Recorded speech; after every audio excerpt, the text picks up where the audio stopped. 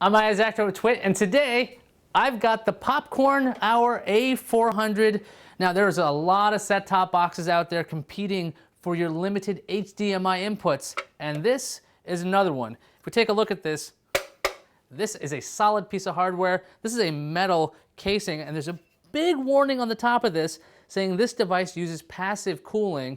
Don't block this because this case is effectively dissipating heat. So that's something to be aware of. Don't stack things on top of this. It's got a lot of functionality you're not going to see on other devices. You've got a hard drive slot here. So if you want to put in a hard drive, you could have content right on this local box.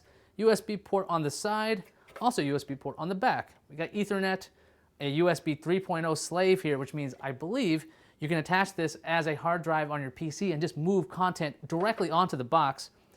Analog output, so we've got some component if you want to do video, HDMI output, eSATA on the back too. So you've got lots of different variations of inputs on this, and two outputs for audio. You can do optical and coaxial, and there's that little power port.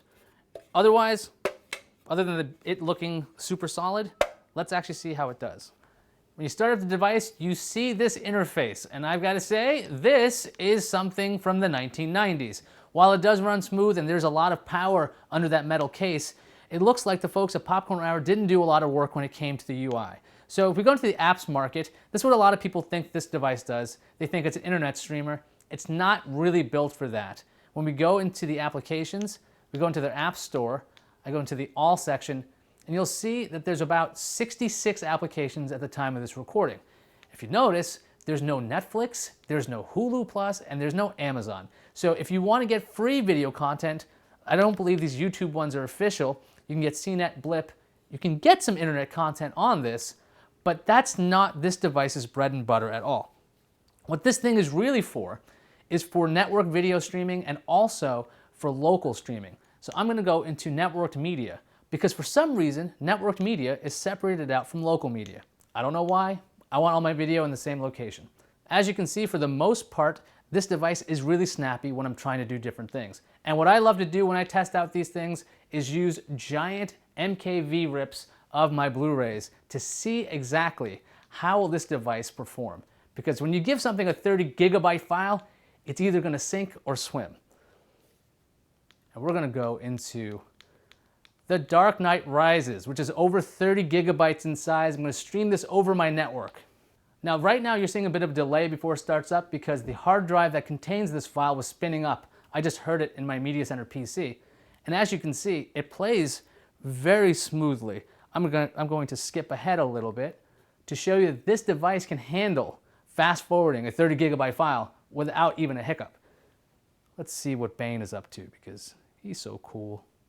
One of the things that Popcorn Hour did include is a volume control. So if you want to control the volume, you can do it with this device. Now, it's not impacting your amplifier's volume, nor do they give you a universal remote. It's actually just controlling the volume on the box, which is actually somewhat convenient if you want to use their remote.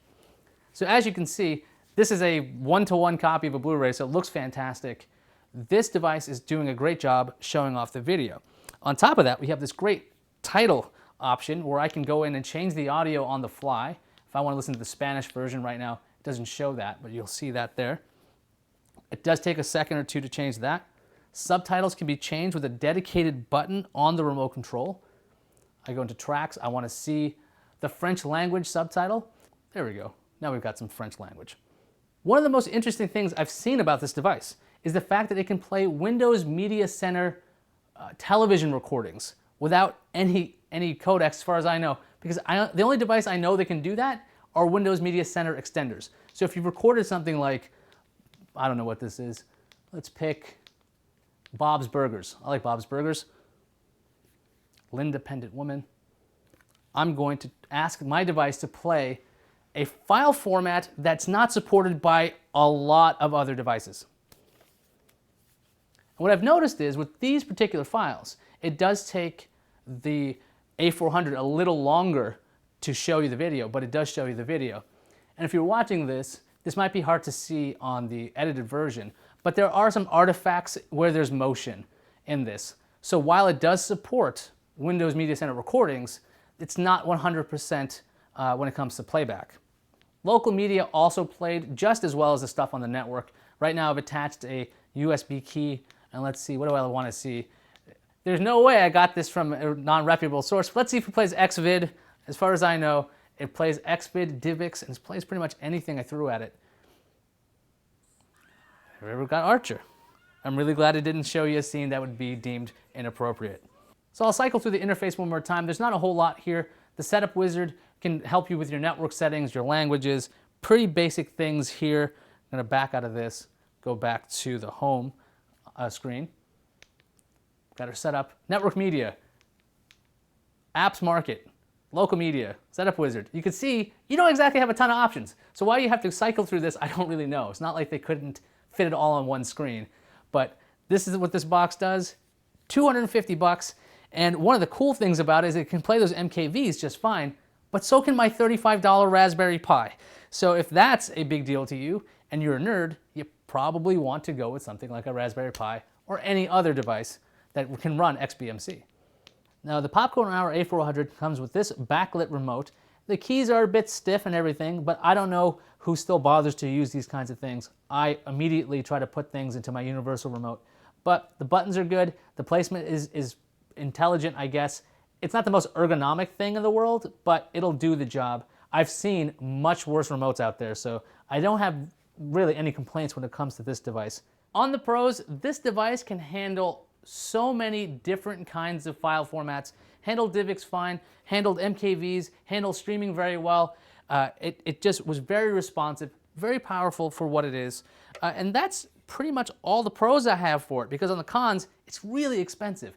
$250 at the manufacturer's site. I tried to find it on Amazon. It cost over $300. And as it is a super nerdy device, the interface is really lacking compared to the other devices out there. If this was priced at 99 bucks, I could say easily, give it a try. So, is it a try, buy, or don't buy? I'm gonna have to say it's a don't buy, because there's a lot of other devices that can do a better job at a lower price. I'm Isaac with Twit, and this was the Popcorn Hour A400 of magnificence.